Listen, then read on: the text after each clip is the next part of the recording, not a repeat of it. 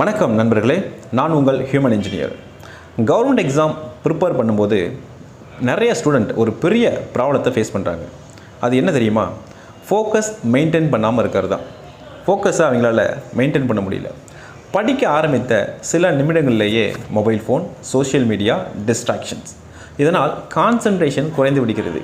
இந்த வீடியோவில் ஃபோக்கஸ் எப்படி மெயின்டைன் பண்ணலாம் அப்படிங்கிறத பற்றி பார்க்கலாம். கவர்மெண்ட் எக்ஸாம் ப்ரிப்பரேஷனில் ஃபோக்கஸ் ரொம்ப முக்கியம்.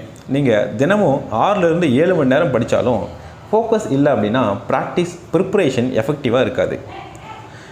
இந்த ஃபோக்கஸ் குறைவதற்கான என்னென்ன காரணங்கள் அப்படிங்கிறத பார்க்கலாம். Mobile phone distractions, social media usage, proper study routine இல்லாமல் இருக்கிறது. படிக்கிற நேரத்தில் மொபைல் ஃபோன் சைலண்ட் மோடில் வைக்கணும். சோஷியல் மீடியாவை அவாய்ட் பண்ணணும். இதனால் கான்சன்ட்ரேஷன் அதிகரிக்கும். ஒரே நேரத்தில் 3லேருந்து 4 மணி நேரம் படிக்க முயற்சி பண்ணாதீங்க. ஒரு 45 to 60 மினிட்ஸ் டெய்லி படிங்க. ஒரு 30 மினிட்ஸ் பிரேக் எடுத்துக்கோங்க. இந்த மெத்தட் கான்சன்ட்ரேஷனை இம்ப்ரூவ் பண்ணும். டெய்லி ஸ்டடி பிளான் இருந்தால் ஃபோக்கஸ் மெயின்டைன் பண்ணுறது ரொம்ப ஈஸியாக இருக்கும். எந்த சப்ஜெக்ட் படிக்கணும், எவ்வளவு நேரம் படிக்கணும், இந்த கிளாரிட்டி கான்சன்ட்ரேஷனை அதிகரிக்கும். படிக்கக்கூடிய என்விரான்மெண்ட்டு ரொம்ப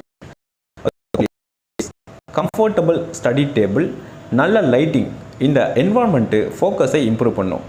நீங்கள் ஃபோக்கஸ் மெயின்டைன் பண்ணி கன்சிஸ்டண்ட்டாக ப்ரிப்பேர் பண்ணிங்கன்னா ஒரு நாள் அதே ப்ரிப்பரேஷன் உங்களை அரசு அதிகாரியாக மாற்றும்.